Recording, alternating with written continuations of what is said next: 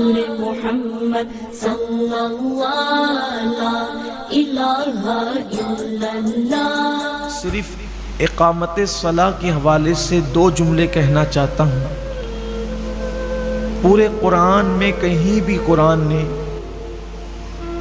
نماز پڑھنے کا حکم نہیں دیا،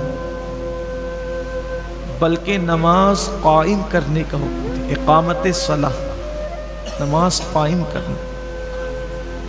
اس کے ضمن میں مفسرین نے 2 باتیں لکھی ہے۔ نماز قائم کرنے کا مطلب یہ ہے کہ ایک وقت کی نماز بھی جان بوجھ کر نہ چھوٹے، پہلی بات۔ اور دوسری بات یہ ہے کہ جب تم نماز پڑھو تو اسلام نے جو ارکان بتائے ہیں اس کو ٹھیک ٹھیک ادا کرو۔ جیسے ہاتھ اٹھانے کا جو قانون ہے اس کے مطابق ہاتھ اٹھاؤ، ہاتھ باندھنے کا جو قانون ہے اس کے مطابق، رکوع کرنے کا جو قانون ہے اس کے مطابق، یعنی اس حدیث پر عمل کرو، صلو کما رأیتمونی اصلی۔ اللہ کے حبیب علیہ السلام فرماتے ہیں نماز ایسے پڑھو جیسے مجھے نماز پڑھتے ہوئے دیکھتے ہو۔ اب آپ دیکھ لیں نماز کی حالت میں کسی کے ہاتھ یوں ہوتے ہیں، کسی کے ہاتھ یوں ہوتے ہیں، یعنی جس کی جو مرضی ہے وہ کرتا ہے۔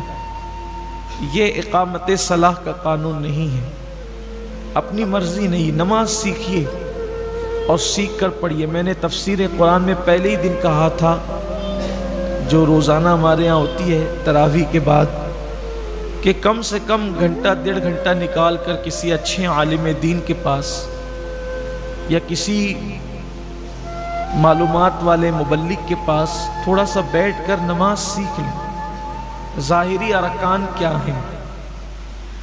تو اقامت صلاۃ کا پہلا مطلب، پہلا قول اس پر جان بوجھ کر بھی ایک وقت کی نماز نہ چھوڑی جائے۔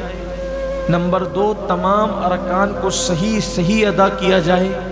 اور نمبر 3، جب نماز پڑھو تو اس حالت میں پڑھو، ان تعبد اللہ کأنک ترا فإن لم تکن ترا فإنہ یراک۔ ایسی عبادت کر جیسے گویا تو خدا کو دیکھ رہا ہے۔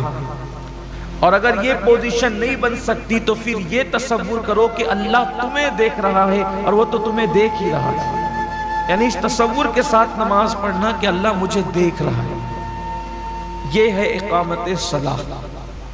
اب آپ دیکھ لیں کہ ہم میں کتنے لوگ ہیں جن کا یہ حال ہے کہ وہ اقامت صلاح پر عمل کرتے ہیں۔